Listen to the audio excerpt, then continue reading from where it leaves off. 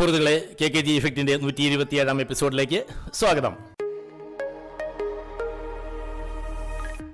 ഗാനഗന്ധർവൻ യേശുദാസിന് 8 national അവാർഡാണ് ലഭിച്ചത്. മലയാളികളുടെ പ്രിയ കവി വയലാർ രാമവർമ്മയ്ക്ക് 1 നാഷണൽ അവാർഡ്. വയലാറിന് നാഷണൽ അവാർഡ് കിട്ടിയ ഗാനത്തിന് യേശുദാസിനും നാഷണൽ അവാർഡ് ലഭിച്ചു.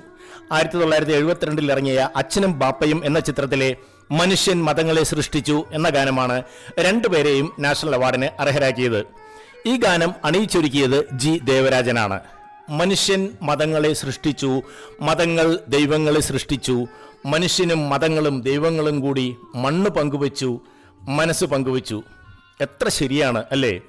ഹിന്ദുവായി, മുസൽമാനായി, ക്രിസ്ത്യാനിയായി, നമ്മളെ കണ്ടാലറിയാതായി ലോകം ഭ്രാന്താലയമായി.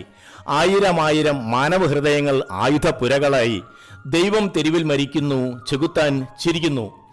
ഇത് എഴുതിയിട്ട് കൊല്ലം 52 കഴിഞ്ഞെങ്കിലും ഇപ്പോഴും വളരെ പ്രസക്തിയുണ്ട്. സത്യം എവിടെ? സൗന്ദര്യം എവിടെ? സ്വാതന്ത്ര്യം എവിടെ?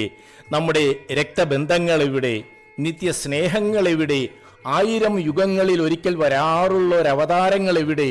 മനുഷ്യൻ തെരുവിൽ മരിക്കുന്നു, മതങ്ങൾ ചിരിക്കുന്നു. ഇതിലും നല്ലൊരു മലയാള ചലച്ചിത്ര ഗാനം ഉണ്ടോ? സംശയമാണ്.